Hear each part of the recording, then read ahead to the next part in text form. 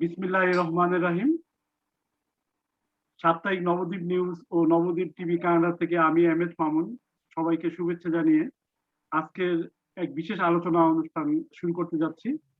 আমাদের আজকের এই আলোচনার মূল বিষয়বস্তু হলো বাংলাদেশের মুক্তিযুদ্ধ, প্রগতিশীল শিক্ষানীতি, পরিবেশ এবং শ্রমিক কৃষকের স্বার্থ রক্ষায় কাজী জাফর শীর্ষক বিশেষ আলোচনা অনুষ্ঠান। 20 দলীয় জোটের উনি নেতা ছিলেন, সাবেক বাংলাদেশের গণপ্রজাতন্ত্রী বাংলাদেশ সরকারের 8ম প্রধানমন্ত্রী ছিলেন এবং বাংলাদেশের রাজনীতিতে তার বিশেষ ভূমিকা ছিলেন। এবং আজকের এই অনুষ্ঠানে যাদেরকে আমরা নবদ্বীপ টিভি সংযোগ করতে পেরেছি, সেটা নবদ্বীপ টিভি সত্যি সৌভাগ্য, তারা তাদের মূল্যবান সময় দিয়েছেন। আমাদের মাঝে উপস্থিত আছেন কাজী জয়া, যিনি আমাদের কাজী জাফর সাহেবের সুযোগ্য কন্যা। তিনি আমাদেরকে সময় দিয়েছেন। আমন্ত্রণ জানাচ্ছি এবং শুভেচ্ছা জানাচ্ছি কাজী জয়াকে। ধন্যবাদ। আমি আরো যারা আমাদের সাথে সংযোগ হয়েছেন, আমাদের নবদ্বীপ টিভি ও সাপ্তাহিক নবদ্বীপ নিউজের প্রধান উপদেষ্টা এবং সাবেক উপাচার্য জাহাঙ্গীরনগর বিশ্ববিদ্যালয়ের প্রফেসর ডক্টর জসিমউদ্দিন আহমেদ, উনি আমাদের সাথে সংযোগ হয়েছেন। ধন্যবাদ স্যার। আমাদের সাথে আরো সংযোগ হয়েছেন সুদূর অস্ট্রেলিয়া থেকে আনিসুজ্জামান চৌধুরী, যিনি জাতিসংঘে এক সময় প্রতিনিধিত্ব করতেন এবং সাবেক কর্মকর্তা জাতিসংঘের। আনিসুজ্জামান চৌধুরী সিডনি থেকে। ধন্যবাদ আপনি সংযোগ হওয়ার জন্য। ধন্যবাদ আমাদেরকে। আসসালামু আলাইকুম। আমাদের আরেকজন অতিথি আমাদের সাথে সর্বসময় যাকে পাওয়া যায় এবং বিভিন্ন অনুষ্ঠানে তিনি আমাদের সাথে সংযোগ হয়েছেন, আজও তিনি সংযোগ হয়েছেন, আতিকুর রহমান শালু, চেয়ারম্যান আন্তর্জাতিক ফারাক্কা কমিটি। তো আমরা এমন এক ব্যক্তির আজকে ওনার মৃত্যুবার্ষিকীও, তো আমাদের আজকের এই অনুষ্ঠানের আয়োজন করতে পেরেছি। তো আমি প্রথমে আল্লাহর কাছে মাগফিরাত কামনা করছি, আল্লাহ তাকে বেহেশত নসিব করুন। আমি প্রথমে তার সম্বন্ধে এবং যিনি তার সুযোগ্য কন্যা, তার প্রাথমিক জীবন বা রাজনৈতিক বর্ণাঢ্য জীবন আপনি যদি একটু স্মৃতিচারণ করেন, তারপর আমরা পূর্ণাঙ্গ আলোচনা যাব। কাজী জয়া। ধন্যবাদ। বাবার সম্বন্ধে, বাবার রাজনৈতিক জীবন এতই বর্ণাঢ্য যে এরকম ছোট একটি আলোচনা পরিসরে তাকে এত সহজে বলে শেষ করা যাবে না। আমি প্রথম থেকেই বলি কিভাবে তার রাজনীতির হাতেখড়ি হয়। সে যখন 8ম শ্রেণীর ছাত্র, তখনই আসলে মহান ভাষা আন্দোলনের সূত্রপাত হয়। তখন ওই সময়ে বাবা স্কুলে থাকা অবস্থায় সে রাজনীতির সাথে জড়িয়ে পড়ে। বাবা তখন তার কিশোর মন এই মহান ভাষা আন্দোলনের যে স্লোগান, মেইন ভাষা আন্দোলনে যে সুমহান রাষ্ট্রভাষা বাংলা চাই, এই উদ্দীপনায় উদ্দীপ্ত হয়ে সেই কিশোরমণি তখন ঝাঁপিয়ে পড়ে রাজপথে আন্দোলনে, এবং পুলিশের হামলা, লাঠিচার্জ কিছুই তাকে দমিয়ে রাখতে পারে না। তখন থেকে সে সরাসরি রাজনীতিতে জড়িয়ে পড়ে। তখন থেকেই তার হাতেখড়ি হয়। তার তার বাবা তখন তাকে এই সরাসরি রাজনীতি থেকে দূরে রাখার জন্য কলেজে পাঠিয়ে দেয়। সে রাজশাহী কলেজে গিয়ে সে আরো রাজনীতিতে জড়িয়ে পড়ে, ছাত্র রাজনীতিতে জড়িয়ে পড়ে। সেভাবেই আস্তে আস্তে জাফর আহমেদ রাজনীতিতে চলে আসেন। বাবা সাধারণ মানুষের সাথে বাবার আন্তরিকতা অত্যন্ত গভীর ছিল। সে খুবই পছন্দ করতেন। আমাদের বাসায় সব সময় সবার জন্য দরজা যে কোনো সময় খোলা ছিল। যে কোনো মানুষ বিপদে সব সময় ছুটে চলে আসতে পারতেন। সাধারণ গ্রামের মানুষ থেকে বড় রাজনৈতিক নেতা কর্মী কারোই বাবার কাছে কোনো রকম ভেদাভেদ ছিল না। বাবা সবাইকে সমানভাবে দেখতেন। বাবার আরো একটা ভালো গুণ ছিল, বাবার মেমোরি, এক্সট্রা অর্ডিনারি একটা মেমোরি ছিল। সেই জন্য সে প্রত্যেকের ফ্যামিলি মেম্বার পর্যন্ত বাবা মনে রাখতে পারতেন। সেই জন্য একজন একজন নেতা কর্মীকে বাবা তার ফ্যামিলি মেম্বার পর্যন্ত বাবা মনে রাখতে পারতেন এবং খবরাখবর নিতেন। এই আন্তরিকতা বাবার মধ্যে ছিল। এবং বাবা সাধারণ মানুষের জন্য কিছু করতে পারলে বাবা খুবই তৃপ্তি বোধ করতেন এবং উনি খুবই পছন্দ করতেন এটা। সুতরাং তার সাধারণ রুট লেভেল একজন নেতাকর্মী পর্যন্ত বাবার আহ বাবার বাবার পরিচিতি ছিল। বাবা যে কোনো বিপদে কারো সাহায্য করতে পারলে বাবা খুব পছন্দ করতে পারতেন। এবং এটাই বাবার, যেটা আজকালকার নেতা কর্মীদের মধ্যে যেটা খুব কম দেখা যায়, তারা এই রুট লেভেলের নেতা কর্মীদের থেকে একেবারেই কাছের দিকে নেই। কিন্তু বাবার মতো তখনকার রাজনৈতিক নেতারা তারা সব সময় কর্মীদের নিয়েই কাজ করতেন। এটাই তাদের মধ্যে সব সময় এটা ছিল।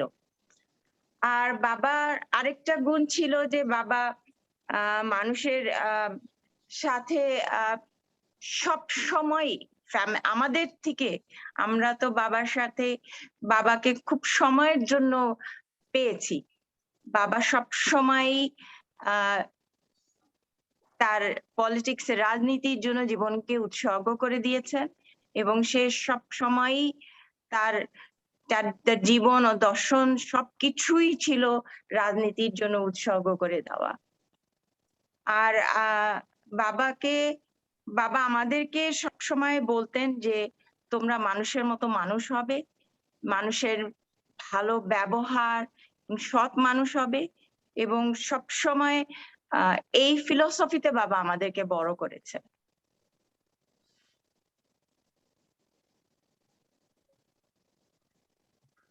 ধন্যবাদ কাজী জয়া। আমরা প্রাথমিকটা শুনলাম। এবার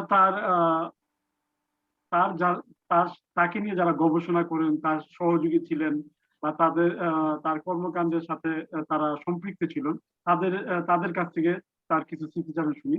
আমি প্রথমে জাহাঙ্গীরনগর বিশ্ববিদ্যালয়ের সাবেক উপাচার্য এবং আমাদের নবদ্বীপ টিভি ও সাপ্তাহিক নবদ্বীপের প্রধান উপদেষ্টা প্রফেসর ডক্টর জসিমউদ্দিন আহমেদ স্যারকে অনুরোধ করবো তার সম্বন্ধে স্মৃতিচারণ, যেহেতু তার মৃত্যুবার্ষিকী আজ, আমাদের সৌভাগ্য হয়েছে তার এই স্মৃতিচারণ করার জন্য।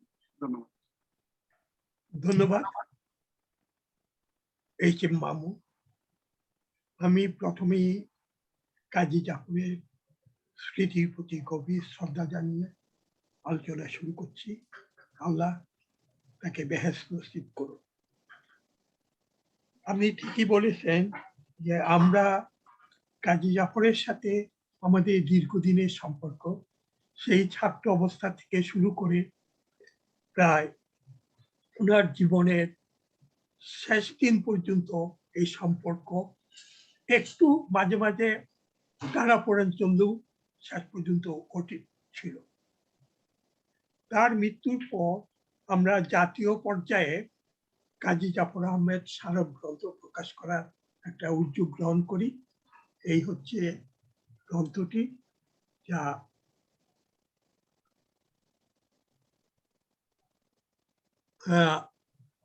ইতিমধ্যে প্রকাশিত হয়েছে। এখানে এই গ্রন্থের 3 জন সম্পাদনা পরিষদের সদস্য, আমি, প্রফেসর আনিসুজ্জামান এবং আতিকুর রহমান সালু। এই স্মারক গ্রন্থে আমরা কাজী জাফরের জীবনের বিভিন্ন দিক নিয়ে দেশের থেকে এবং বাইরের থেকেও অনেকে লিখেছে। এটি একটা ঐতিহাসিক দলিল। এখানে আমারও একটি লেখা এসেছে। আমি বলেছি কাজী জাফর আহমেদ বাংলাদেশের রাজনীতির এক উজ্জ্বল নক্ষত্র, তার সাথে কারো তুলনা হয় না।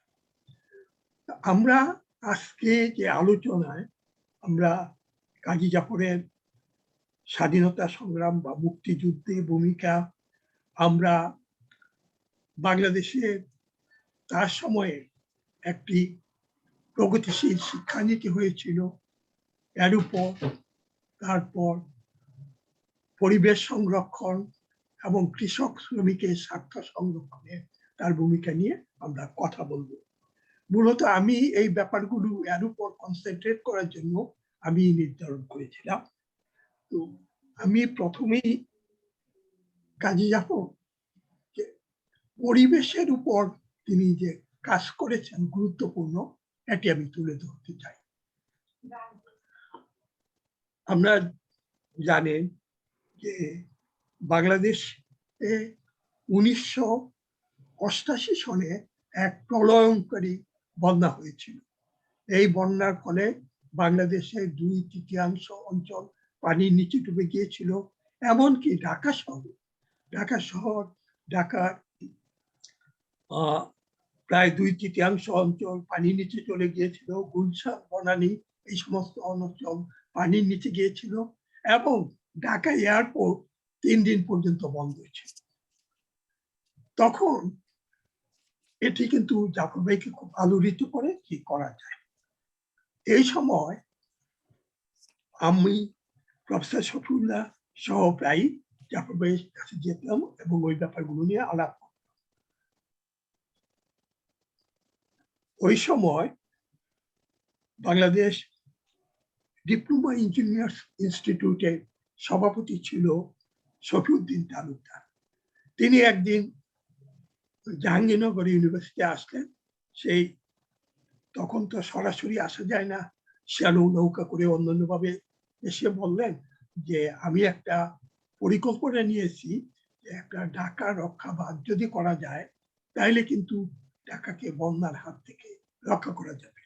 এই প্রজেক্টটা নিয়ে আমাদের সাথে কথা বললেন। সাথে সাথে শফিউল্লাহ ভাই জাফর ভাইকে টেলিফোন করলেন যে আমরা এই ব্যাপারটি নিয়ে আলাপ করতে চাই। জাফর ভাই বলল এখনই চলে আসুন। আমরা চলে গেলাম।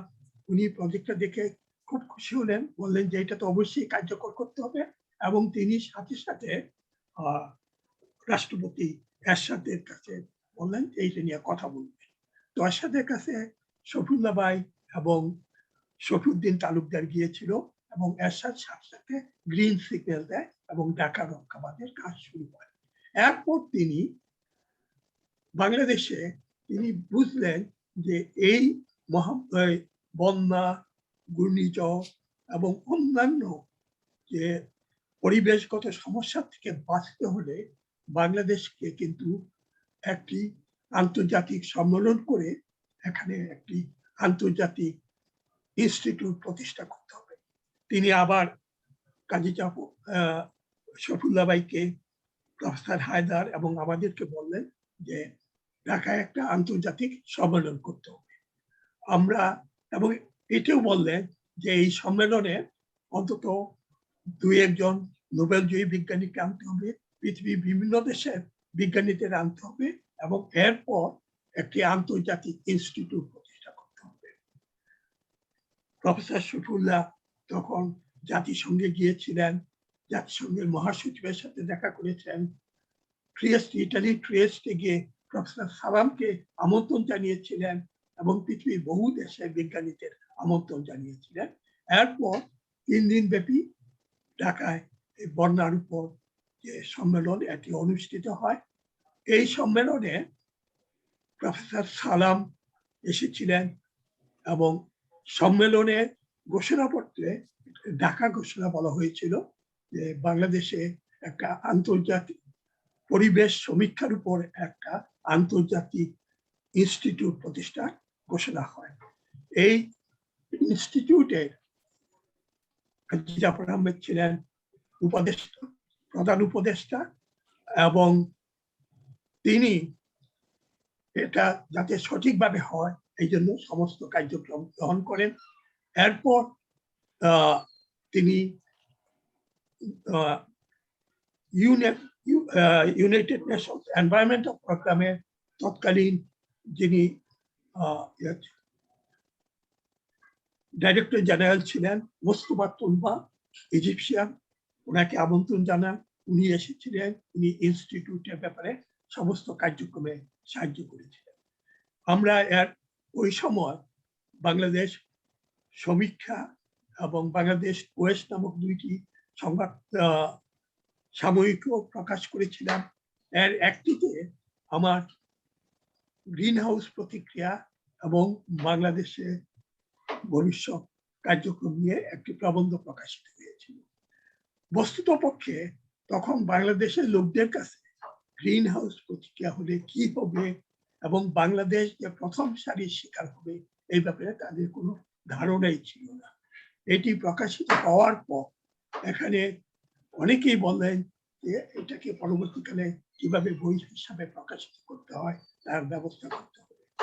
জাফর ভাই সবসময় এই ইনস্টিটিউট যাতে ভালোভাবে চলে এই প্রচেষ্টা নিয়েছিলেন। কিন্তু দুঃখের ব্যাপার, পরবর্তীকালে যখন 1991 সালে বিএনপি ক্ষমতায় আসার পর যেহেতু ওই ইনস্টিটিউটটি এরশাদের আমলে প্রতিষ্ঠিত, তখন বিভিন্ন কারণে এই ইনস্টিটিউটের যে জমি দেওয়া হয়েছিল, তার যে অনুদান দেওয়া হয়েছিল, এগুলো বন্ধ করে দেওয়া হয় এবং একটা যে জিনিসটি বাংলাদেশের স্বার্থের জন্য আজকে ওই ইনস্টিটিউটটি সঠিকভাবে কার্যক্রম করতে পারত, তাইলে বিশ্ব দরবারে বাংলাদেশ আজকে আমরা কিছুদিন আগে ইউনাইটেড নেশনস একটা রেড অ্যালার্ট জারি করেছে যে পৃথিবীর গড় উষ্ণতা বৃদ্ধি পেয়ে, বায়ুমণ্ডলের উষ্ণতা বৃদ্ধি পেয়ে পৃথিবীর অবস্থা আগামী দিনগুলোতে খুবই ভয়াবহ হবে এবং তার প্রথম সারি শিকার হবে বাংলাদেশ, মালদ্বীপ, এই দেশগুলো। কাজেই আমাদের তো যে কার্যক্রম যেটা শুরু হয়েছিল এটাকে আরো জোরে সোরে চালাতে হবে।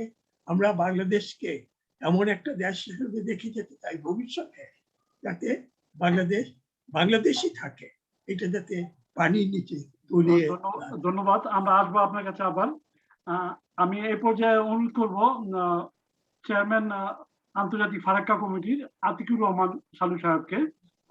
আপনি আলোচনা শুনলেন, তো আপনার আলোচনা যদি সূত্রপাত করেন প্লিজ। স্বল্প সময়ে তো কাজী জাফরের দিগদর্শন, তার রাজনীতি এবং তিনি যা যা করে গেছেন সেই বিষয়ে বিশদ বলার সুযোগ খুব সীমিত। আমি খুব সংক্ষেপে যেটা বলবো যে ছাত্র জীবনে ছাত্র আন্দোলনের মধ্য দিয়ে তার হাতে ঘড়ি যতটুকু জানি রাজশাহী কলেজ থেকে, সেখান থেকে ঢাকায় অবস্থান, ঢাকা বিশ্ববিদ্যালয়ে অধ্যয়ন, ইতিহাস বিভাগের নেতৃত্ব দেন এবং পরবর্তীকালে ছাত্র আন্দোলনে সরাসরি অংশগ্রহণ, পূর্ব পাকিস্তান ছাত্র ইউনিয়ন তদানীন্তন সেই সংগঠনের সাধারণ সম্পাদকের দায়িত্ব প্রাপ্ত হন। এবং ওই সময়টাতেই আমি বলছি যখন 1962 সালের ঘটনা এবং 63 সাল পর্যন্ত সেটা বিস্তৃত ছিল, বিশেষভাবে শরীফ শিক্ষা কমিশন রিপোর্ট বিরোধী যে আন্দোলন হয়, সেই আন্দোলনের মধ্য দিয়েই তার যে সুযোগ্য নেতৃত্বের যে আলোক ছটা সেটা বিকশিত হয়। উনি তো ভাষা নির্যাতনের মহাসচিব ছিলেন। হ্যাঁ, আমি সেটা বলতেছি।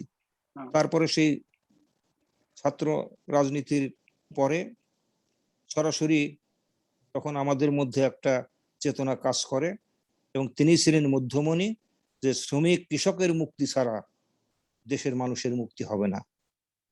এবং সেখানে অনেক বড় বড় রাজনৈতিক নেতা, কমিউনিস্ট নেতা তারা ছিলেন, কিন্তু তার সঙ্গে জনসংযোগ, ছাত্র সংযোগের ক্ষেত্রে তার যে বিশাল যে ব্যাপ্তি এবং একাগ্র চিত্ত যে কাজটা করতে হবে, এবং তখন আমাদের একটা স্লোগান করা হয়, মেহনতি জনতার সঙ্গে একাত্ম হও।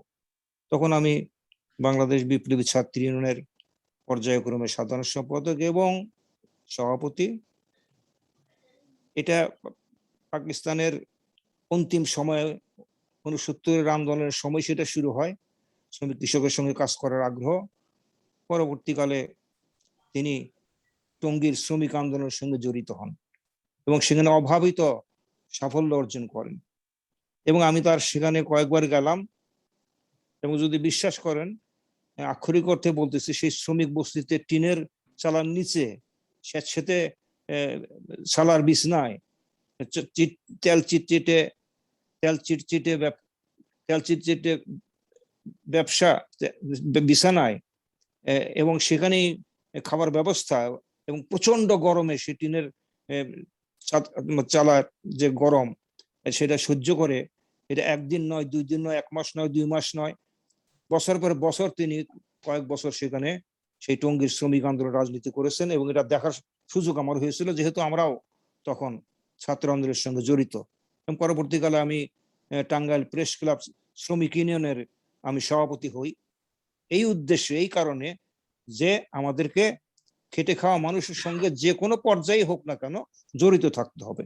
তারপরে এই শ্রমিক রাজনীতি থেকে তিনি ভাসানী ন্যাপের সাধারণ সম্পাদক হলেন, মওলানা ভাসানী তার সভাপতি, অবিসংবাদিত নেতা হিসেবে, রাজনৈতিক নেতা হিসেবে এই প্রথম তার মানে আবির্ভাব।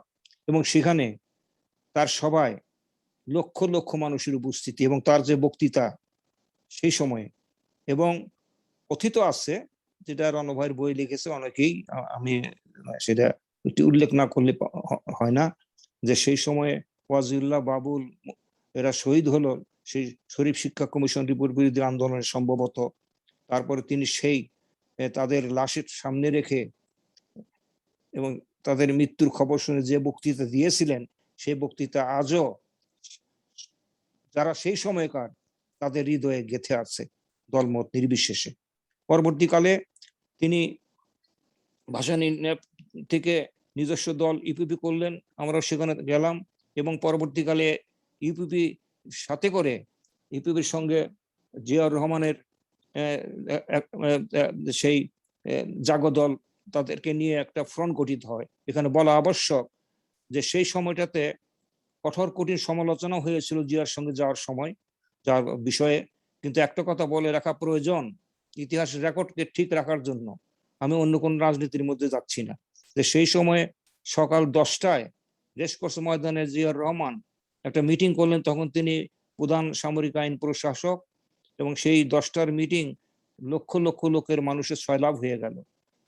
সেটা সমর্থনের কারণ ছিল এই, সেই সময়ে তখন এয়ারফোর্সের ভাইস মার্শাল ছিলেন প্রধান তোয়াব সাহেব।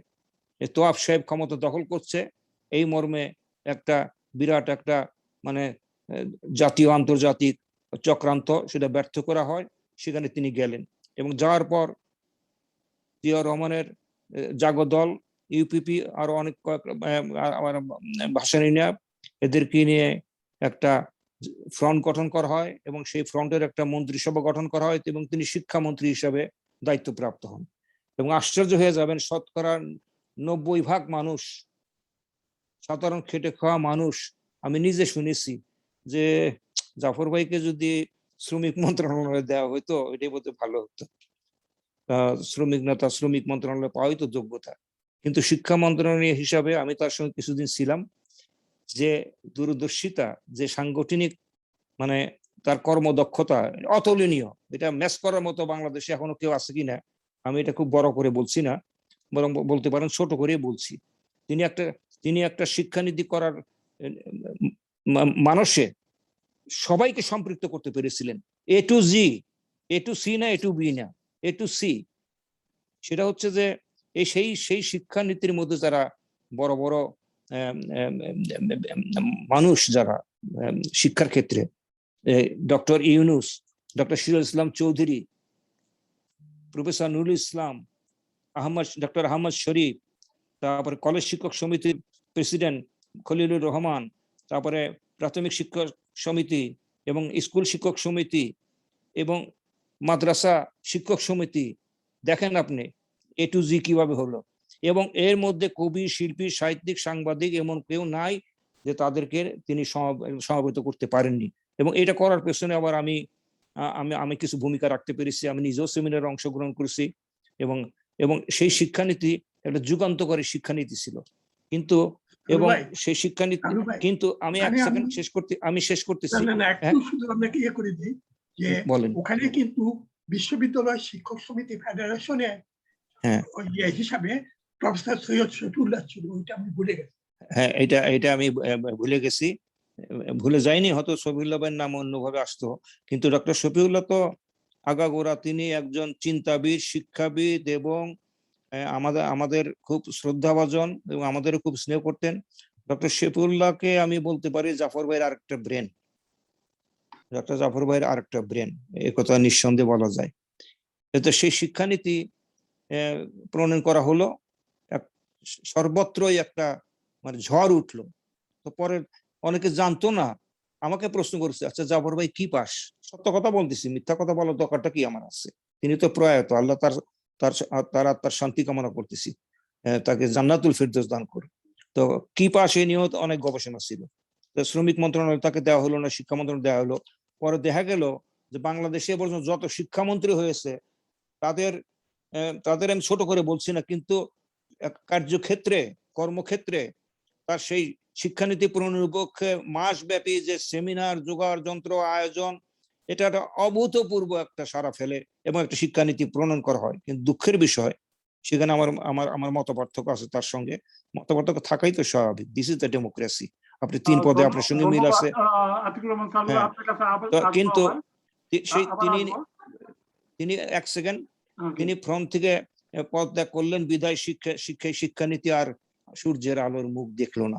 কিন্তু তার শিক্ষানীতি এখনো পর্যন্ত বাংলাদেশের ইতিহাসে অন্যতম নীতি হিসাবে সেটা যদি কার্যকরী করা যেত, বাংলাদেশের শিক্ষা আজকে আরো অনেক বেশি এগিয়ে যেতে পারত।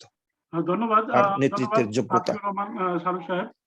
আসলে বাংলাদেশে বর্তমানে উনি ছিলেন একাধারে ছাত্র নেতা, শ্রমিক নেতা এবং বিভিন্ন সামাজিক সাংস্কৃতিক সংগঠনের সাথে জড়িত ছিলেন।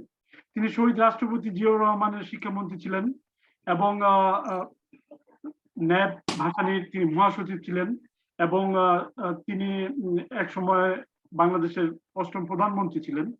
তো অনেক গুণান্বিত ছিলেন। আসলে তার রেখে যাওয়া অনুকরণীয় এবং তিনি যে সমস্ত জিনিস রেখে গেছেন তা যদি আমরা অনুকরণ করতাম, বাংলাদেশে আরো হয়তো আরেক ধাপ এগিয়ে যেতে পারত। যাই হোক, আজকে বর্তমান সিচুয়েশনে দেখা যায় যে শ্রমিক সংগঠনের শ্রমিক নেই, ছাত্র সংগঠনের ছাত্র নেই, যুব সংগঠনের যুবক নেই, ইভেন মহিলা সংগঠনের মহিলা নেই, মহিলা সংগঠনে আছে ভাইদের সমাহার। যাই হোক, এই হলো বাস্তবতা।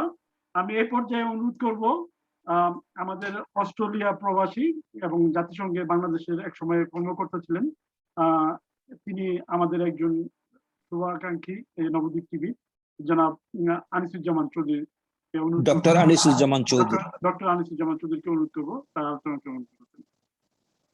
আসসালামু আলাইকুম সবাইকে।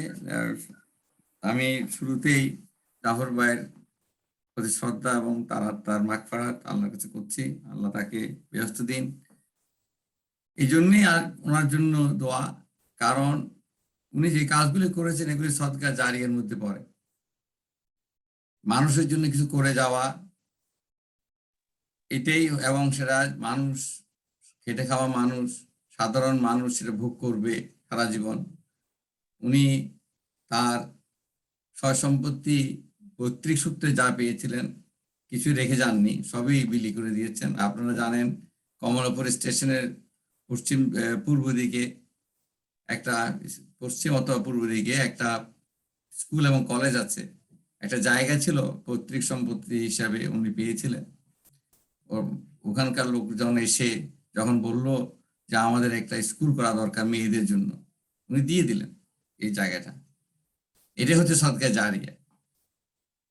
আপনার যারা সূরা মুনাফিকুনে একটা শেষের দিকে আয়াত আছে কোরআনে, মৃত্যু যখন কাছে চলে আসবে, যখন আমরা আজরাইল ফেরেশতাকে দেখব, তখন তারা আল্লাহর কাছে ফরিয়াদ করবে, আমাদেরকে একটু সময় দিন, আমরা যেন একটু সদকা করে যেতে পারি, নামাজ পড়ে যেতে পারি, কিংবা আর একটা ভালো কাজ করে যেতে পারি। এটা বলেন না, বলে আমরা যেন একটা সদকা করে যেতে পারি। সদকার এত বড় একটা ইয়ে, তখন আল্লাহর উত্তর হবে it's too late, it's too late. এবং এই সদকা যারা করতে পারে, করে না, তার এইটাই সূরাটার মুনাফিকুন, তারা মুনাফিক, তার সাথে লিঙ্ক এটা। তার মানে কাজী জাফর আহমদ সাহেব মুনাফিক ছিলেন না, উনি একজন সত্যিকার অর্থে বিশ্বাসী লোক ছিলেন, এবং যেটা বিশ্বাস করেছেন উনি সেটা করেছেন, জীবনে সবকিছু দিয়ে গেছেন। সালু ভাই বলেছেন উনি কিভাবে একজন রাজপুত্রের মতো এবং এতবার একটা ধনী পরিবারের সদস্য হওয়ার পরেও উনি কিভাবে শ্রমিকদের সাথে থেকেছেন, একদিন নয় দুদিন নয়। এটা কাজী জাফরের চরিত্রের একটা বিরাট গুণ, এবং আল্লাহর কাছে ওনার জন্য, এই জন্যই আমরা ওনার জন্য আল্লাহর কাছে আমরা চাই যে উনি এই প্রতিদান আল্লাহ তাআলা দিবেন, আশা করি। আমরা তো আল্লাহকে বাধ্য করতে পারি না, আমরা আশা করতে পারি এবং তার কাছে দোয়া করতে পারি। এই যে বাংলাদেশের রাজনীতি যে কালচার, জসিম ভাই বললেন এই যে ডিজাস্টারের ব্যাপারটা, এটা বন্ধ করে দিলেন বিএনপি সরকার এসে। আমার মনে হয় এই ক্ষতি, এটা জাতীয় পর্যায়ে একটা বিরাট বিরাট ক্ষতি, এমন ছোটখাটো ক্ষতি নয়, বিরাট ক্ষতি। এবং এখানে সবাই, আমাদের দেশে এই কালচার যে ভালো হোক মন্দ হোক, নতুন সরকার আসলে আগের গুলিকে সব বাদ দিয়ে দেওয়া।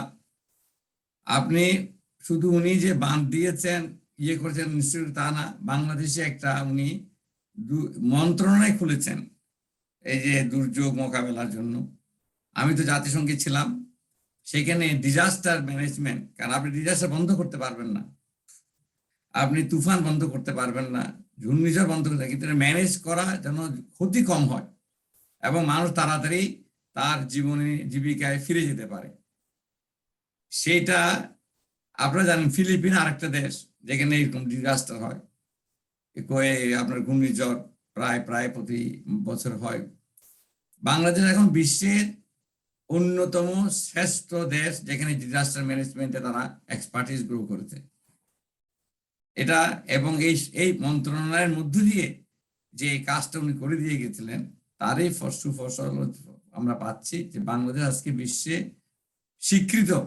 যে আপনি দেখেন বড় বড় তুফানেও কিন্তু জানমালের ক্ষতি আগের মতো হয় না, এবং মানুষ অত্যন্ত দ্রুততার সাথে তাদের জীবনের মধ্যে ফিরে যেতে পারে। এটা ডিজাস্টার ম্যানেজমেন্টের একটা বিরাট একটা কাজ তাহলে করে গেছে।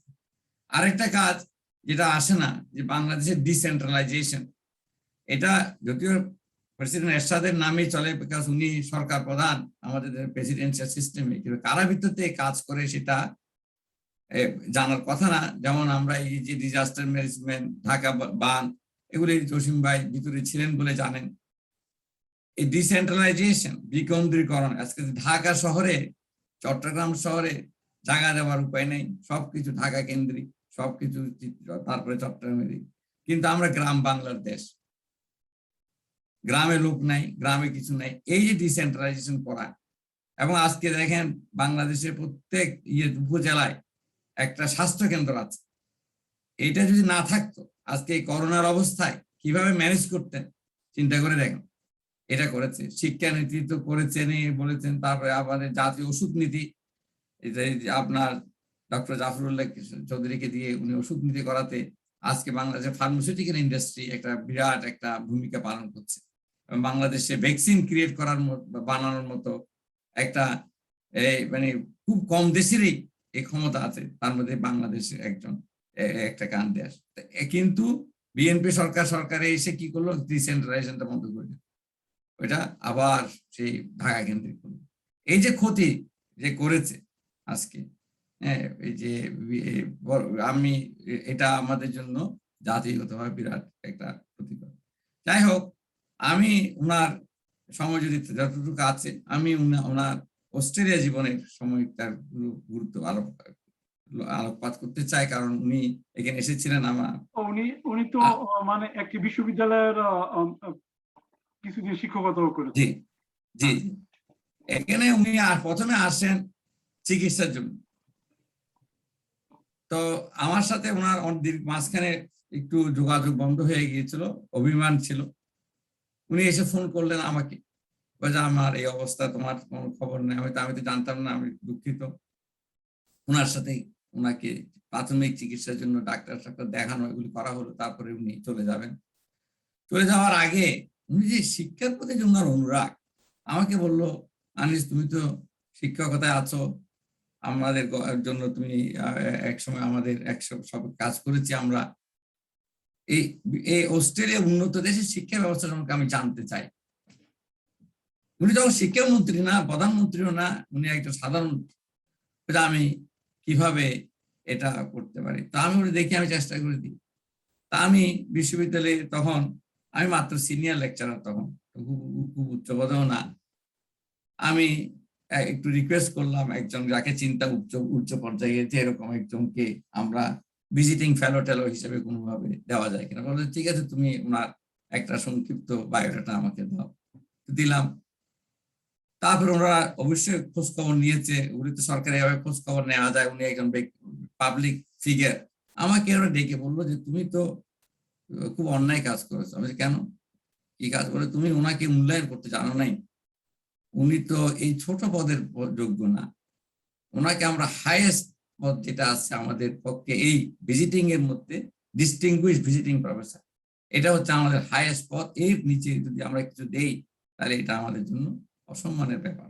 এর মধ্যে আরো একটা বলে রাখি, এর মধ্যে আমি ওনাকে বিভিন্ন জায়গায় নিয়ে যাই, এখানে পার্লামেন্টে নিয়ে যাই।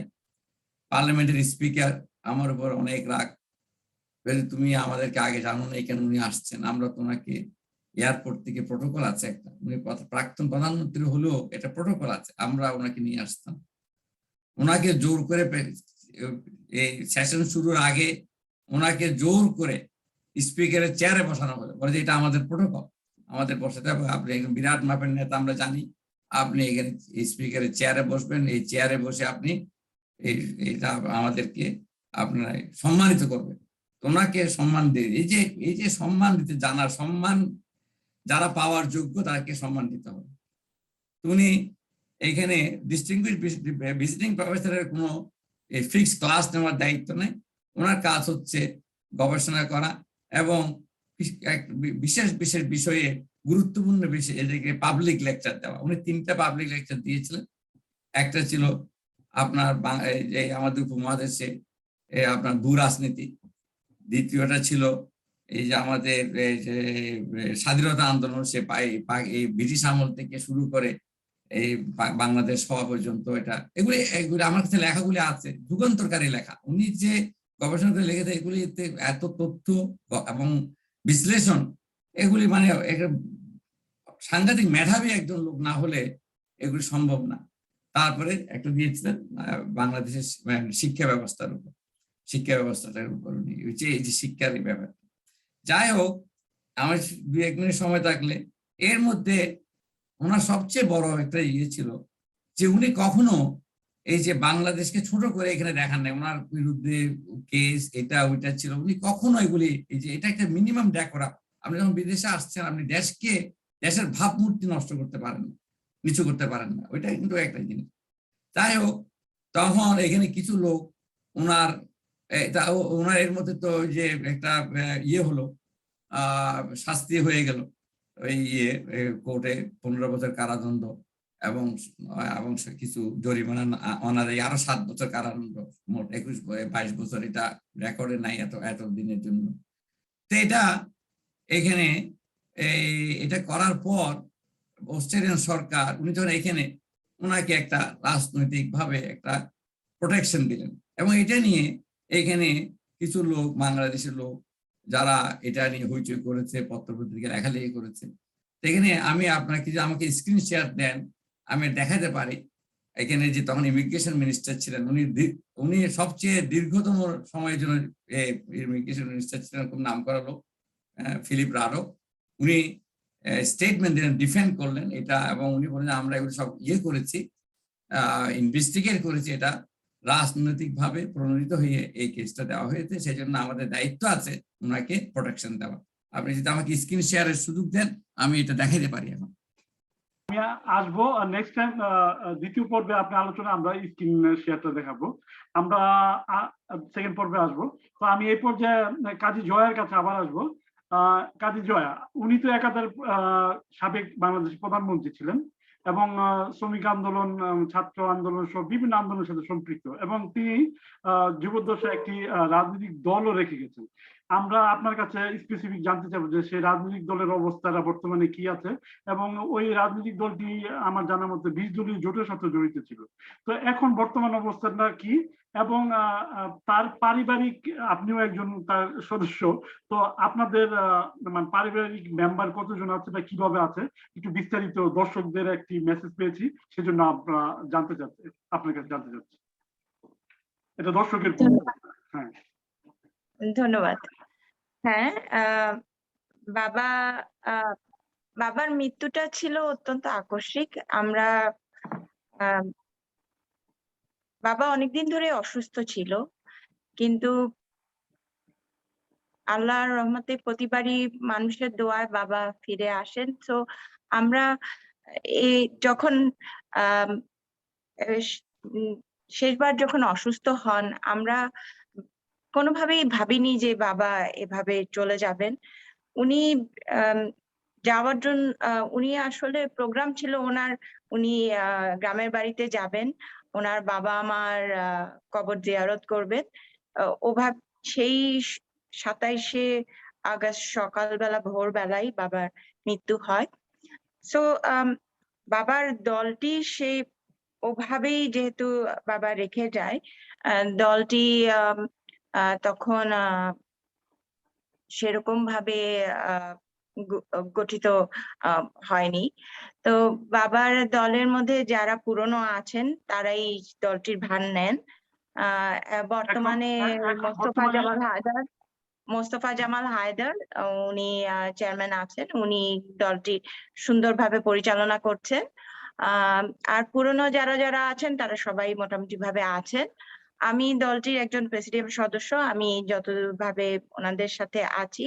এখন করোনা যেহেতু একটি ভয়াবহ আকার ধারণ করে আছে, এতো আমাদের বাইরের প্রোগ্রাম গুলো হয় না, কিন্তু অনলাইনে যতটুকু পারে আমরা প্রোগ্রাম গুলো করা হয়, এবং যোগাযোগের মাধ্যমে আমরা যতটুকু পারি কর্মীদের সাথে যোগাযোগ মেনটেন করা হয়, কিন্তু বাইরের প্রোগ্রাম গুলো আর করা হয় না, এবং ওগুলো নিষিদ্ধ এখনো। তো আমরা পারিবারিক ভাবে যতটুকু আছি, জামাল কাকু আমাদের একজন পারিবারিক সদস্যর মতনই, এবং ওনার সাথে আর প্রবীণরা যারা আমাদের এখন পারিবারিক সদস্যের মতোই হয়ে গেছে, এবং ওদের সাথে মোটামুটি ওভাবেই আমাদের রিলেশনশিপ ওভাবেই মেনটেন করা হচ্ছে, এবং অনলাইনের মাধ্যমেই অ্যাকচুয়ালি যেভাবে অনুষ্ঠানগুলো করা হচ্ছে এবং ওভাবেই করা হচ্ছে আলোচনা অনুষ্ঠানগুলো। এবং আমি তার আগে আমি নবদ্বীপ কানাডা কেও আমি ধন্যবাদ জানাচ্ছি। আজ 27শে অগস্ট এখানে বাবার এই 6ষ্ঠ মৃত্যুবার্ষিকীতে এ ধরনের একটি আলোচনা অনুষ্ঠান করার জন্য। যারা আজকে আলোচক বৃন্দ আছেন তারা বাবার প্রত্যেকেই সহকর্মী বৃন্দ, এবং অনেকদিন ধরে বাবার সাথে আছেন এবং জানেন, এবং বাবার সম্বন্ধে এই ধরনের ইনফরমেশন গুলো শেয়ার করতে পারছেন। অজানা তথ্য যারা অনেকে জানেন না জানতে পারছেন। এটা সত্যি একটি আমার জন্য, আমিও অনেক কিছু জানতে পারছি, এটা আমার জন্য, এবং আমি জানি যে দর্শকদের জন্য, শ্রোতাদের জন্য যারা জানতে পারছেন তাদের জন্য এটি একটি অত্যন্ত একটা ভালো অনুষ্ঠান। ধন্যবাদ আপনাকে এরকম একটি সুন্দর অনুষ্ঠান করবার জন্য। ধন্যবাদ দর্শক, যেহেতু এটা ফেসবুক লাইভে চলছে এবং আমাদের নবদ্বীপ টিভিতেও সরাসরি সম্প্রচারিত হচ্ছে, তা আপনাদের পারিবারিক অবস্থানটা এখন কি, বা আপনাদের পারিবারিক কয়জন সদস্য আছে, তার দর্শক শ্রোতার প্রশ্নের উত্তরটা যদি আপনি কাইন্ডলি আমি একমাত্র এখানে দলের সাথে সরাসরি সংযুক্ত আছি। আমার বাকি 2 বোন ওরা অস্ট্রেলিয়াতে আছেন, তো সেজন্য আর কি ওরা হতে পার দলের সাথে সংযুক্ত নেই। কিন্তু অন্যান্য যেসব আলোচনা অনুষ্ঠান হয় অস্ট্রেলিয়া থেকে, সেগুলোতে ওরা সংযুক্ত থাকেন, বাট দলের সাথে যেহেতু ওরা দেশে নেই, তাই দলের সাথে সম্পৃক্ত নেই। ধন্যবাদ। আমার মা আছেন, আমার মা অসুস্থ, তাই উনি দলের সাথে সংযুক্ত নেই, বাট ওনার ব্লেসিংস অবশ্যই আমাদের দলের সাথে আছে। ধন্যবাদ। আমি আপনার আম্মার বা আমাদের আজকের অনুষ্ঠানের পক্ষ থেকে তার সুস্বাস্থ্য কামনা করছি, এবং আজকে আপনিও এই অনুষ্ঠানে সময় দিয়েছেন, সেই জন্য আপনাকে ধন্যবাদ। এবং এটা আমাদের সৌভাগ্য যে এই ধরনের একজন রাজনীতিবিদকে নিয়ে আলোচনা করা, তিনি তার রেখে যাওয়া যে অনুকরণীয় যে সমস্ত কার্যক্রম আছে তা যাতে আমরা আগামী প্রজন্মের কাছে তুলে ধরতে হবে, এবং বিজ্ঞ আলোচক যারা আজকে উপস্থিত হয়েছে নবদ্বীপ টিভিতে, তারাও অনেক ইনফরমেশন দিলেন এবং আপনারা শুনলেন। তো আমরা আরেকবার প্রফেসর ডক্টর জসিমউদ্দিন আহমেদ আরেকটি হচ্ছে বাবার যে আত্মজীবনীটি আছে, ওটাও কিন্তু কামরুল হুদা কাকু অনুলেখক, ওটা কিন্তু বাবার সেই অসমাপ্ত আত্মজীবনীতে, বাবা তো শেষ করে যেতে পারেননি, ওটা প্রকাশ করেছেন। ওটাতে কিন্তু বাবার সমস্ত তার লেখাগুলো আছে, ওটাও কিন্তু প্রকাশিত হয়েছে, ওটাও কিন্তু আছে। ওটার মধ্যেও দর্শক শ্রোতাগণ ওটাও কিন্তু অ্যাভেলেবল ইন দ্য পাবলিকেশন, ওটাতেও কিন্তু বাবার সম্বন্ধে অনেক কিছু জানা যাবে। তো আপনি যদি আমাদের সাথে কোঅপারেট করেন, আমরাও কানাডাতে প্রবাসে যারা আছে তাদের কাছেও আমরা এই বইটি পৌঁছে দিতে পারবো, যদি আপনি বা আমরা কিভাবে আনবো। অবশ্যই অবশ্যই অবশ্যই। ধন্যবাদ ধন্যবাদ। তো আমরা আবারও professor doctor Jasimuddin Ahmed sir কাছে যাবো। সংক্ষেপে যদি আপনি আরেকটু আলোচনা করেন প্লিজ। ধন্যবাদ। ইতিমধ্যে আলোচনায় অনেক কথাই ফুটে এসেছে। আমি যে কথাটি বলতে চাই, কাজী জাফর আহমেদ ছিলেন একজন নিখাদ জাতীয়তাবাদী নেতা। তিনি যেমন মুক্তিযুদ্ধে অংশগ্রহণ করেছেন, স্বাধীনতা সংগ্রামের আগে থেকে সালুবাইয়ের কথা এসেছে, শ্রমিক আন্দোলন করেছেন, তিনি শিক্ষানীতি করেছেন। তিনি এক সময় যদিও প্রথম জিয়াউর রহমান সাহেবের সাথে ছিলেন, এক সময় তিনি বিএনপি ত্যাগ করে তিনি এরশাদের সাথে গিয়েছিলেন, কিন্তু পরবর্তীকালে তিনি আবার যে 20 দলীয় তার একটা ঐতিহাসিক ভূমিকা ছিল, এবং সত্যিকার অর্থে 20 দলীয় জোটে অনেককে আনার পিছনে তার অবদান সবচেয়ে বেশি ছিল। এবং তিনি মৃত্যুর আগ পর্যন্ত তিনি তো 20 দলীয় জোটের অন্যতম নেতা ছিলেন। তিনি বিশ্বাস করতেন যে বাংলাদেশে এই জাতীয়তাবাদী শক্তি, তাদের বিকাশ ছাড়া এই দেশের উন্নয়ন কোনো ক্রমে সম্ভব না। আমার সাথে ওনার সম্পর্ক তো অনেক ছিল, ঘনিষ্ঠ ছিল।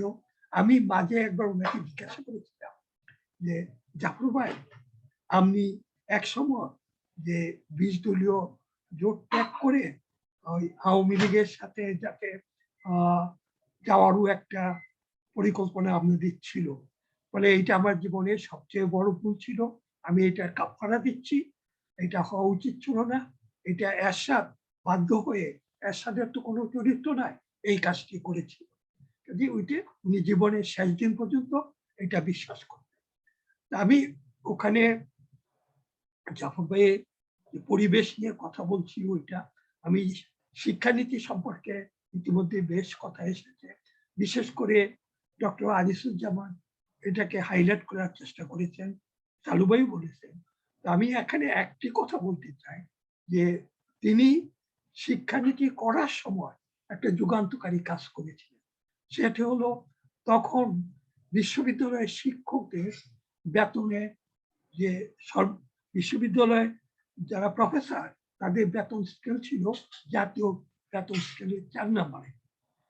তো তখন যখন ওই শিক্ষানীতি হচ্ছে, শফিউল্লাহ ভাই তারা কাজ করছেন, এবং প্রফেসর শফিউল্লাহ তখন যেহেতু বিশ্ববিদ্যালয় শিক্ষক সমিতি ফেডারেশনেরও মহাসচিব ছিলেন, তিনি জাফর ভাই এবং জিয়াউর রহমান সাহেবকে কনভিন্স করতে সক্ষম হলেন যে বিশ্ববিদ্যালয়ের শিক্ষকদের বেতন স্কেল উঁচু হতে হবে, পৃথিবীর অন্যান্য দেশে যেমন আছে তাদেরকে সর্বোচ্চ সম্মান দিতে হবে।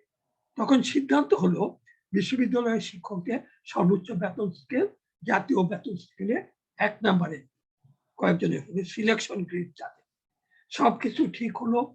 এই ফাইল সাইন করার সময় সমস্ত সচিবরা তারা গিয়ে জিয়াউর রহমান সাহেবকে বললেন যে স্যার, ওনাদের বেতন তো আমাদের সমান করেছেন, আমাদের কোনো আপত্তি নাই, কিন্তু দরকার হলে অন্তত 1 টাকা হলেও কম করতে হবে। তো জিয়াউর রহমান সাহেব তো খুব চালাক, তো বললো কেন 1 টাকা কম করতে হবে? বলে যে না, আমরা অতদিন ওনাদের চেয়ে অনেক বেশি বেতন পেতাম, একবারে সমান করে দিলে আমাদের তো একটা সম্ভ্রমের আঘাত।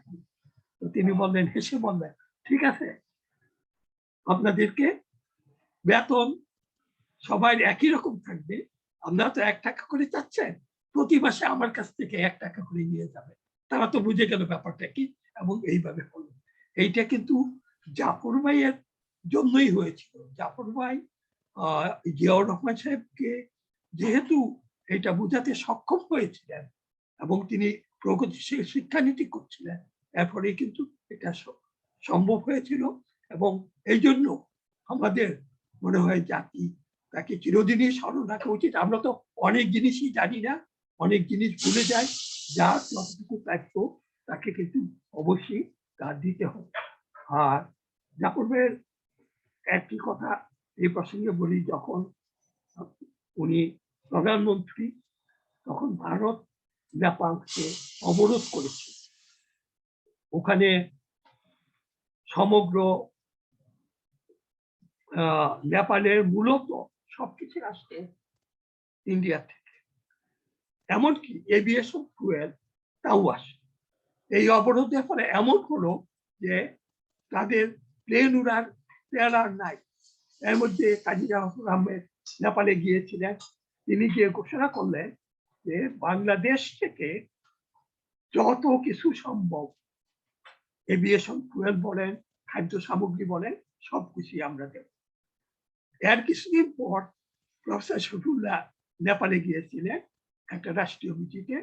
তখন নেপালের প্রধানমন্ত্রীর সাথে ওনার দেখা, নেপালের প্রধানমন্ত্রী ওনাকে বলেছিলেন, কাজী জাফর আহমেদ আমাদের নেতা, তিনি নেপালে এত পপুলার, এত জনপ্রিয় যে তিনি যদি এখানেও কোনো নির্বাচন করেন তিনি নেপালের প্রধানমন্ত্রী হয়ে যাবেন। এর চেয়ে বড় পাওনা কি? একটা দেশের অন্য দেশের প্রধানমন্ত্রী আরেকটি দেশে হলে তিনি কিন্তু শুধু বাংলাদেশের নেতা ছিলেন না, তিনি আন্তর্জাতিক পরিমণ্ডলেও একটা বেশ উল্লেখযোগ্য নেতা হিসেবে পরিগণিত হয়েছিলেন এবং আমাদের দেশের ভাবমূর্তি বিশ্বে অনেক বঞ্চিত করেছিলেন। ধন্যবাদ। জাতিসংঘের সাথে তার চমৎকার সম্পর্ক ছিল ইউনাইটেড নেশনস এনভায়রনমেন্টাল প্রোগ্রামের ডাইরেক্টর জেনারেলের সাথে এবং অন্য অনেকেরই সাথে। আমরা কাজী জাফর আহমেদ যদি আজও বেঁচে থাকতেন, তার অসমাপ্ত অনেক কাজগুলো কিন্তু আস্তে আস্তে সমাপ্তির দিকে নিয়ে যেতে পারতেন। আমরা জাতি হিসাবে মনে করি এই অসমাপ্ত কাজগুলো শেষ করার দায়িত্ব আমাদের সকলের। ধন্যবাদ। ধন্যবাদ প্রফেসর ডক্টর জসীমউদ্দিন আহমেদ। তো আমরা আজকে যে আলোচনা বাংলাদেশের মুক্তিযুদ্ধ, প্রগতিশীল শিক্ষানীতি, পরিবেশ এবং শ্রমিক কৃষকের স্বার্থ রক্ষায় কাজী জাফর শীর্ষক বিশেষ আলোচনা অনুষ্ঠান। আমি এই পর্যায়ে আবারও অনুরোধ জানাবো আতিকুর রহমান সালু ভাইকে, অনুরোধ জানাবো আরেকবার যদি আপনি স্মৃতিচারণ করেন বা তার রেখে যাওয়া মূল্যবান কিছু স্মৃতি বা অনুকরণীয় কিছু বলেন, যে আগামী প্রজন্ম যাতে এটা অনুকরণ করতে পারে।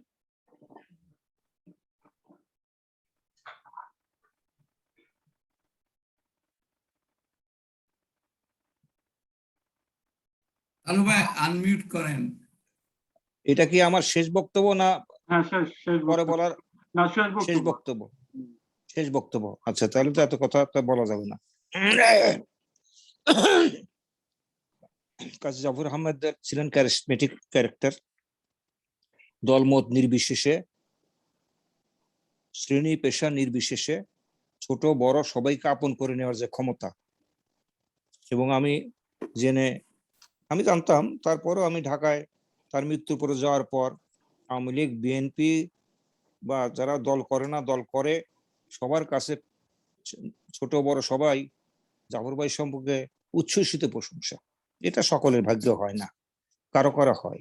এটা একটা আশ্চর্য একটা। আমি তার পাশে বহুবার গেছি। সাধারণ ভাবে জীবন যাপন করেছেন, সাধারণভাবে খাবার খেয়েছেন।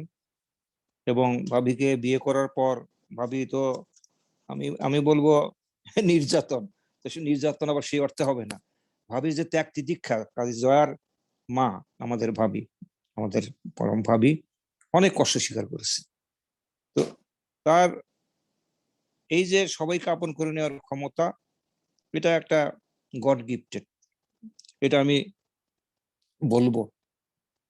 তার উপরে যে একটা স্মারক গ্রন্থ আছে, কাজী জাফর ভাই নিজেও একটা জীবন লিখে গেছেন, সেটাও একটা দলিল।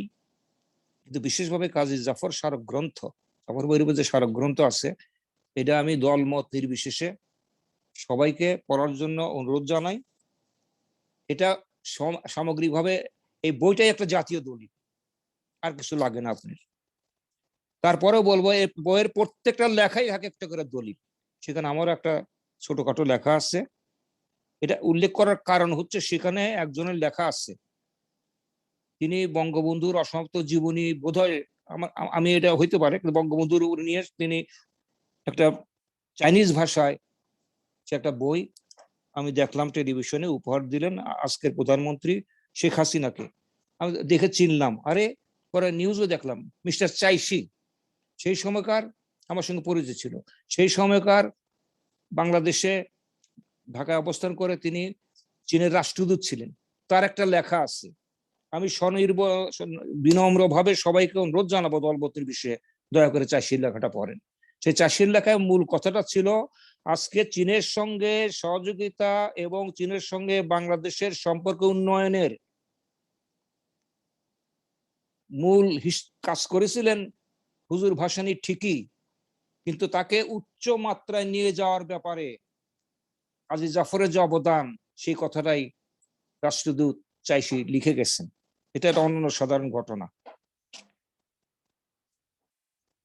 প্রেস ক্লাবে দেখলাম জাফর ভাইয়ের মানে মারা যাওয়ার আগেই হবে 20 দলীয় জোটে যাওয়া না যাওয়া নিয়ে তখন রাজনীতির একটা মেরুকরণ চলছে, সেই সময়ে একটা সম্মেলন তিনি করলেন। তো এখান থেকে টেলিভিশনে মাঝে মাঝে নিউজ দেখি, নিউজ পড়ি যে এরশাদের কাছ থেকে বেরিয়ে তিনি জাতীয় পার্টি জাফর গঠন করলেন। সেখানে বলতে সাংবাদিক প্রশ্ন করেছিল এরশাদ সাহেবকে ছেড়ে আপনি আসলেন ইত্যাদি ইত্যাদি। তিনি একটা ধমক মেরেছিলেন, মামুন ভাই, who is Ershad, this is the Kazi Jafar, আর কিছুই লাগে না। এখন বলবেন যে তিনি ডিগবাজি খেলেন, জিয়ার মন্ত্রিসভায় গেলেন, 2 মাস পরে বেরিয়ে আসলেন, আবার এরশাদের সঙ্গে যোগদান করলেন। এরশাদ সম্পর্কে তো সমালোচনা কান পাতা যায় না, তার সঙ্গে গেলেন। ভাই একটা কথা বলি, পাকিস্তান আমলের রাজনীতি বাংলাদেশ হওয়ার পর রাজনীতি এক হবে না। এবং মন্ত্রিসভায় গেলেই তিনি বিলীন হয়ে যাবেন, অন্যদের খাতিরে সেটা খাটতে পারে। এটা কাজী জাফর আহমেদের ব্যাপারে খাটবে না। তিনি বিলীন হয়ে যাওয়ার লোক না, তাকে কেউ সোয়ালও করতে পারেনি, বরং তিনি মোটিভেট করেছেন। তার একটা আশ্চর্য একটা ঐশ্বরিক ক্ষমতা আল্লাহ প্রদত্ত, যে তাদেরকে কনভিন্স করতে পেরেছিলেন। জিয়াউর রহমান বলেন, ইরশাদ বলেন। এবং যখন বিভিন্ন পার্টিগতভাবে আমি দেখেছি, যখন সমস্যা তৈরি হয়েছে, মানে অনৈক্যের দামাবা বাড়ছে, সেই সময় তিনি সবাইকে নিয়ে আবার একটা জায়গায় এই যে মিলিয়ে দেওয়ার যে ক্ষমতা, এটা একটা ঐশ্বরিক ক্ষমতা বলে আমি মনে করি। মানুষ মাত্রই ভুল করে, আমরা কেউ এর ঊর্ধ্বে নই। কিন্তু বলা বাহুল্য, আমি তার রাজনীতির যে পোস্টমর্টেম করেছি, সেই পোস্টমর্টেম রিপোর্টটা বলা দরকার, যে চূড়ান্ত বিশ্লেষণে মায়ের নখ থেকে মাথার চুল পর্যন্ত কাজী জাফর ছিলেন একজন সত্যিকারের দেশপ্রেমিক এবং বর্ণাঢ্য রাজনৈতিক জীবন। আমি দেখলাম তার মৃত্যুর পর তার সেই কর্মক্ষেত্র শ্রমিক রাজনীতির যেখানে হাতে খড়ি, টঙ্গীতে তার সম্ভবত প্রথম তার জানাজা হলো। তারপরে 11টা জানাজা আমি লক্ষ্য করলাম, লক্ষ লক্ষ হাজার হাজার মানুষ ভক্তি ভালোবাসা শ্রদ্ধা দিয়ে চোখের পানিতে ভিজিয়ে দিল তার সেই কাফনে, তার সেই সব গাড়ি, এবং যেখানে শায়িত আছে এখন তিনি ছোট্ট এক টুকরো মাটির মধ্যে চিওরায় শায়িত আছেন। আমি বলবো যে একজন রাজনীতিকের এটাই পুরস্কার, জনগণের ভালোবাসা নেওয়া। মন্ত্রী মেম্বার অনেক আসছে গেছে, ইতিহাসের পাতা থেকে তারা বিলীন হয়ে গেছে, এবং কেউ কেউ কাউকে কাউকে অনেক মানুষ অভিশাপও দিচ্ছে, কিন্তু কাজী জাফর নির্বিশেষে মানুষের হৃদয়ে, শ্রমিক কৃষক এদেশের মানুষের হৃদয়ে চির জাগরুক থাকবে। আমি এইভাবে বলবো আমার ভাষায়, জনগণের হৃদয়ে তিনি চির জাগরুক, মোরে অমর কাজী জাফর, মোরে অমর কাজী জাফর। ধন্যবাদ, ধন্যবাদ। একজন নেতা তার কৃতকর্ম রেখে গেছেন এবং তাকে আজও শ্রদ্ধা ভরে সবাই স্মরণ করছে, এটাই সবচেয়ে বড় পাওয়া। ধন্যবাদ আতিকুর রহমান। আমি এই পর্যায়ে অস্ট্রেলিয়া সিডনি থেকে যিনি আমাদের সাথে সংযোগ হয়েছেন, তার সময় দিয়েছেন, ডক্টর আনিসুজ্জামান চৌধুরী, তিনি আমাদের একটি স্ক্রিন শেয়ারের মাধ্যমে তার কিছু প্রামাণ্য দলিল দেখাবে। তো আমি তাকে প্রথমে হোস্ট করতে হবে, তো আমি তাকে হোস্ট করার চেষ্টা করছি। এখানে আমি ফাঁকে বলে রাখি যে উনি যে কত সৎ ব্যক্তি ছিলেন। আপনি জিজ্ঞেস করেছেন পারিবারিক ব্যাপারগুলো, জয়া হয়তো অতটুকুই বলতে লজ্জা পেয়েছে। আসলে উনি সয় সম্পত্তি বলে কিছু রেখে যান নাই। যে আজকে উনি যে সুযোগ ছিল, হয়তো ওরা এই ওনার ভাবি কিংবা মেয়েরা আরো অনেক আরামে থাকতে পারতেন যদি উনি অসৎ পথে উপায় করতেন। এখানে বলে রাখি, ওনাকে নিয়ে যখন এই ধরনের কথাগুলি হয়, এখানে তো আমাদের এই হিংসুক লোকের অভাব নেই। যখন ওরা ইমিগ্রেশন মিনিস্টারের এই বক্তব্য পাওয়ার পর ক্ষান্ত হয়নি, কিন্তু এরপরেও কিন্তু জাফর ভাই কখনো বাংলাদেশের কোনো সরকার, তখনকার সরকার কিংবা নেতৃবৃন্দের বিরুদ্ধে উনি কখনো কিছু বলেননি। উনি শুধু বলেছেন আপনারা ফ্যাক্টস জোগাড় করেন, দেখেন। এর মধ্যে এরা কোনো সাংবাদিককে এখানে কনভিন্স করে, অস্ট্রেলিয়াতে সবচেয়ে বড় জাতীয় পত্রিকা সিডনি মর্নিং হেরাল্ড একটা বিরাট একটা নিউজ আসলো ফার্স্ট পেজে, যে একজন মানে খুব একটা খারাপ হেডিং দিয়ে, যে বাংলাদেশ থেকে লক্ষ লক্ষ টাকা চুরি করে নিয়ে এসে উনি এখানে আছেন। তো এইটাতে আমি সেদিন সিডনিতে ছিলাম না, আমি বাইরে ছিলাম। আমাকে আমার ওয়াইফ ফোন করে বললো যে তোমাকে জাফর ভাই হন্য হয়ে খুঁজছে, তুমি কোথায়? আমি তাই হোক গেলাম দৌড়ে ওনার কাছে। উনি তো খুব নার্ভাস হয়ে গেলেন, এই ধরনের একটা খবর উঠলো। আমি জাফর ভাই এখন নার্ভাস দেখিনি, কিন্তু সেদিন উনি খুব নার্ভাস হয়ে গেলেন। কি করা যায়? আমি তো আমরা কিছু করতে হবে না। তারপর বাইরে প্রচুর অনেক সাংবাদিক, তখন দেখি সবাই ওনার বাড়িতে, ওনার বাড়ি মানে কি, এটা ছোট্ট একটা পুরনো অ্যাপার্টমেন্ট, 2 বেডরুমের, এমন কোনো কিছু নেই। তো আমি বলি আপনি ওদেরকে ডাকেন, অসুবিধা কি আছে, বলা কথা বলেন। তো ডাকলাম ওদেরকে। প্রত্যেকটা সাংবাদিক লজ্জায়, কারণ ওনার এখানে বসার জায়গা নেই, একটা চার ভালো কাপ নেই যে ওদেরকে 4 কাপ দেবে। এদেরকে এই লক্ষ লক্ষ টাকা চুরি করে আনলে তো একটা সুন্দর বাসায় থাকবে, আপনি টাকা চুরি করবেন কি জন্য, আরাম করতে না পারলে। যাই হোক, পরবর্তী দিন ওরা খুব লজ্জা পেয়ে গেল, এবং এখানে সিডনিতে আপনার এবিসি, এখানকার জাতীয় রেডিও, পরের দিন কিংবা 2-4 দিন পরে ওনার একটা ইন্টারভিউ নিল। এলেনর হল এই সাংবাদিক, ওনার ইন্টারভিউ নিলেন এইসব ব্যাপারে, ওনারকে এটা এই যে এগুলি কিভাবে, এটা পরে ওনাকে মানহানির কেস করার জন্য এখানকার যারা বড় বড় ব্যারিস্টার ওনাকে, কারণ ওরাও কিছু ভাগ পায়, ওনাকে খুব উদ্বুদ্ধ করার চেষ্টা করলো। হ্যাঁ, ডেভিড ব্রিটেল মারা গেছেন, উনি খুব ওনার খুব ফ্রেন্ড, মানে একদম খুব ঘনিষ্ঠ হয়ে গিয়েছিল ডেভিড ব্রিটেল ওনার সাথে। ডেভিড ব্রিটেল বলে যে না, এর কেস তো তুমি জিতবাই, এখানে কোনো সন্দেহ নেই, তোমার একটা কেস করে $1 মিলিয়ন, অ্যাটলিস্ট $1 মিলিয়ন তুমি পাবা। উনি বলেন আমি তো পয়সা পাতি লুবি নই, আমি আমার এইসব করে তো এটা তো কোনো লাভ হবে না। তারপর যাই হোক, সিডনি মর্নিং হেরাল্ড কয়েকদিন পরে একদম ফার্স্ট পেজে অ্যাপোলজি চাইলো, আমরা দুঃখিত, আমরা এরকম একটা ভুল সংবাদ দিয়েছি, ওনার ক্ষতি করেছি। এটি উনি খুশি হয়ে গেছে।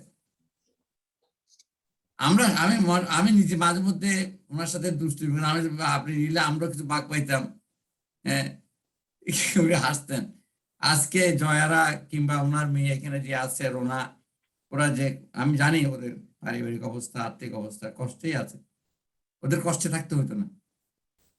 ওই ইয়ে যদি $1 মিলিয়ন মানে আপনি 25 বছর $40,000 করে খরচ করলে 25 বছর যাবে $1 মিলিয়ন। তো এটা তো মিনিমাম বললাম, আরো বেশি পেতে। যাই হোক, আমি ওই স্ক্রিন শেয়ারে ওই দুইটা ইয়ে দেখাতে চাই। এই বলে আমি আর জাফর আহমদ ভাইয়ের ওনার আত্মার মাগফিরাত কামনা করি। আল্লাহ ওনাকে ব্যস্ত দিন। উনি একজন সৎ লোক ছিলেন, অনেক কথাই বলে ওনার সম্পর্কে, কিন্তু বাস্তবতা তা নয়। জীবনের শেষ সম্পত্তিটা উনি একটা স্কুল কলেজকে দিয়ে গেছেন। আপনারা ঢাকায় গেলে দেখবেন কাজী জাফর বিদ্যালয়, তারপরে ওনার এখানে এই যে সুযোগ, উনি একটা বিরল দৃষ্টান্ত হয়ে গেছেন যে বিদেশের মাটিতে গিয়ে দেশের দুর্নাম করা এটা সাজে না। উনি যে একজন জাতীয়তাবাদী, দেশপ্রেমিক এবং গণমানুষ বান্ধব রাজনীতিবিদ ছিলেন। এই ধরনের রাজনীতি আজ বিরল। পরবর্তী প্রজন্মকে আমরা এইগুলিতে উদ্বুদ্ধ করে যেতে চাই। আমরা আমাদের আর চাওয়ার কিছু নেই। আমরা চাই যে আমাদের পরবর্তী প্রজন্ম এই ধরনের আদর্শ ভিত্তিক রাজনীতিতে উদ্বুদ্ধ হোক। আমাকে স্ক্রিন শেয়ারের সুযোগ দেন, আমি স্ক্রিন শেয়ারটা দেখাই। আমি আপনাকে হোস্ট করছি, আপনি কাইন্ডলি এটা করতে পারবেন। হ্যাঁ, আসছে, দেখছেন আপনারা? হ্যাঁ হ্যাঁ হ্যাঁ দেখা যাচ্ছে, বলেন। এই যে রাডকের ইয়েটা দেখছেন? হ্যাঁ দেখা যাচ্ছে, হ্যাঁ বলেন বলেন। হ্যাঁ, রাডক ডিফেন্স ভিসা ফর দিস। এই যে আমি এখানে কয়টা হাইলাইট করেছি, এটা এসেছে সিডনি মর্নিং হেরাল্ড, সবচেয়ে নামকরা পত্রিকা। Mr. Radok said Mr. Ahmad's Bangladesh criminal conviction was politically motivated. He having fully disclosed, তাহলে কোনো কথা মিথ্যা বলে নাই, as I am advised, his involvement with the courts of Bangladesh to the decision maker who dealt with his protection claim that would suggest there is no flaw in the decision. সরকার কোনো ভুল করে নাই, ওরা এগুলি খোঁজ খবর নিয়েছে। It was accepted by the decision maker, মানে ওদের immigration officer, that criminal proceedings were in themselves politically motivated. এই গেল। তারপরে আমি দেখাচ্ছি আপনাদেরকে সিডনি মর্নিং হেরাল্ডে কাজী জাফর আহমদের কাছে অ্যাপোলজি। এটাও সিডনি মর্নিং হেরাল্ড, 13 বছর আগের ঘটনা। এটা বের হয়েছে 2007 সালে মার্চের 20 তারিখ। বলছে আমরা 2টা আর্টিকেল লিখেছি যেখানে আমরা ওনার বিরুদ্ধে লিখেছি। এখন এটা বলছেন উনি, however to the extent that those implications arose, the Sydney Morning Herald withdraws them, unconditionally withdraw করছে them and apologize to Mr. Ahmed. এই কথাটুকুর প্রতি উনি খুশি হয়ে গেলেন। আর উনি বলে যে আমার আর কিছু পাওয়ার দরকার নেই, টাকা পয়সা জীবনে আসবে যাবে, টাকা পয়সা তো রাখিনি, আর টাকা নিয়ে লাভ কি। এই হচ্ছে কাজী জাফর। আজকে এই সুযোগ কোন লোক এই লোভ সামলাতে পারতো না। মানে মোর দ্যান $1 মিলিয়ন ওনার পকেটে আসতো এইখান থেকে। আমি একটু ইন্টারাপ্ট করব 1 মিনিট একটু। হ্যাঁ ঠিক আছে, আমার কোন বলা শেষ, আপনি বলেন এখন। না, এবং বাংলাদেশেও ক্রিমিনাল কেস হয়েছিল তার উপর, এবং সেই আওয়ামী লীগ আমলে হয়েছিল, কিন্তু সেটার থেকে তিনি মুক্তি পেয়েছিলেন। এটাও একটা রেকর্ড থাকার কথা। তো যাই হোক, মামুন আমি আপনাকে হোস্ট করে দিয়েছি, আবার আপনাকে আমি হোস্ট করে দিয়েছি। ওকে, থ্যাংক ইউ ভেরি মাচ। ধন্যবাদ। খুব সুন্দর একটা ডকুমেন্টারি প্রকাশ করলেন doctor Anisuzzaman Chowdhury Sydney Australia থেকে। সত্যি আজ আমরা কৃতজ্ঞ তার কাছে যে এমন ডকুমেন্ট আছে, সেটা আমি মনে করি কাজী জয়া যা বাংলাদেশ থেকে সংযোগ হয়েছেন তিনি এবং তার দল উপকৃত হবে। আমি সর্বশেষ আবারও কাজী জয়ের কাছে যাব। আজকের এই অনুষ্ঠান এবং আজকের এই তার এই মৃত্যুবার্ষিকীতে আমরা যে যতটুকু আলোচনার চেষ্টা করেছি নবদ্বীপ টিভি কানাডা থেকে, তো আপনি সর্বশেষ বক্তব্য রেখে আমাদের আজকের অনুষ্ঠান সমাপ্ত করবেন। জি, ধন্যবাদ। তবে আমি পুনরায় নবদ্বীপ টিভি কানাডাকে ধন্যবাদ জানাচ্ছি বাবার এই ষষ্ঠ মৃত্যুবার্ষিকীতে এরকম একটি সুন্দর আলোচনা অনুষ্ঠানের জন্য, এবং আমার পরিবারের পক্ষ থেকে কৃতজ্ঞতা জানাচ্ছি। আমি বাবার আত্মার মাগফিরাত কামনা করছি এবং উনি যাতে বেহেশত নসিব হন। বাবা এই ধরনের আলোচনা অনুষ্ঠানের উদ্দেশ্য হলো যে এরকম আমি আমার অংশগ্রহণের মূলত উদ্দেশ্য হলো যাতে নতুন প্রজন্ম যারা কিনা রাজনীতিতে উৎসাহী, তারা যাতে বাবার মতো যারা রাজনীতিবিদ ছিলেন তারা কি ধরনের রাজনীতি করতেন, কি ধরনের স্বচ্ছ চিন্তাধারার মানসিকতার অধিকারী ছিলেন এবং দূরদর্শী ছিলেন, ভিশনারি ছিলেন, এবং তারা একটি দেশ ও মানুষকে ভালোবাসতেন এবং দেশের জন্য রাজনীতি করতেন, এবং তারা গণতন্ত্র, জনকল্যাণমূলক ও জাতীয় স্বার্থভিত্তিক রাজনীতি করতেন। এবং আমি চাই নতুন প্রজন্ম এ ধরনের মানুষদেরকে চিনুক, তাদের আদর্শ অনুসরণ করুক, এবং আমি চাই তারা বাবার যে আত্মজীবনী আছে সেখানে সেসব যা স্মারকগ্রন্থ আছে, বাবা সহকর্মীরা যেসব বাবা সম্বন্ধে লিখেছেন সেসব বই পড়ুক এবং এসব জানুক। তাতে তারা বুঝতে পারবে রাজনীতি আসলে ব্যক্তি স্বার্থের জন্য নয়, এটি দেশের জন্য, দেশের স্বার্থের জন্য। এবং আমি মনে করি এসব প্রজন্ম এসব জানতে পারলে তারা স্বচ্ছ রাজনীতিতে আসবে এবং দেশের ভালো করবে। ধন্যবাদ আপনাকে। ধন্যবাদ। সর্বশেষ বক্তব্য যে জিনিসটি উঠে আসলো, স্বচ্ছ রাজনীতি। আমরা চাই একটা দেশপ্রেমী। উনি ছিলেন একেবারে দেশপ্রেমী। সবচেয়ে বড় কথা, উনি লিডার ছিলেন, নেতা ছিলেন, ছাত্র নেতা, শ্রমিক নেতা এবং বিভিন্ন সংগঠনের সাথে তিনি জড়িত ছিলেন। এবং সবচেয়ে বড় বিষয় তার কাছে যে জিনিসটা, সেটা ছিল দেশ প্রধান এবং দেশপ্রেমী, দেশের জন্য কাজ করার চেষ্টা করেছেন। আমি আশা করবো আগামী প্রজন্ম যাতে তার রেখে যাওয়া স্মৃতি বা তার রেখে যাওয়া কর্মযোগ্য যাতে অনুসরণ করে এবং তার কর্মকাণ্ড থেকে আমরা উজ্জীবিত, উৎসাহিত হতে পারি এবং তার রেখে যাওয়া যে বইগুলো আছে সেই বইগুলো পড়ার চেষ্টা করি। আমরাও নবদ্বীপ টিভি ও সাপ্তাহিক নবদ্বীপ নিউজ ইনশাআল্লাহ এটা প্রচার বা প্রসার করার চেষ্টা করব এবং সকলের সহযোগিতা নিয়ে। আমি আবারও সবাইকে ধন্যবাদ জানাচ্ছি, যারা বিজ্ঞ আলোচক বৃন্দ এবং যারা আজকে আমাদের নবদ্বীপ সংযোগ হয়েছে, তাদের মূল্যবান সময় দিয়েছে, তাদেরকে নবদ্বীপের পক্ষ থেকে ধন্যবাদ ও শুভেচ্ছা জানিয়ে আজকের মতো এই অনুষ্ঠান শেষ করলাম। দর্শক শ্রোতা যারা দীর্ঘক্ষণ আলোচনা শুনলেন, দেখলেন, তাদেরকেও ধন্যবাদ জানাই এবং নবদ্বীপ টিভির সাথে থাকার জন্য আমাদের ফেসবুক, ইউটিউব এবং অ্যাপ সহ আমাদের এখানে আইপিটিভি ও কানাডাতে সমস্ত প্রভিন্সে আছে। তো আপনারা সবাই নবদ্বীপ টিভি ও নবদ্বীপ পরিবারের সাথে থাকুন এই কামনা করে আজকের মতো বিদায় নিচ্ছি। আল্লাহ হাফেজ, সবাই ভালো থাকুন। ধন্যবাদ।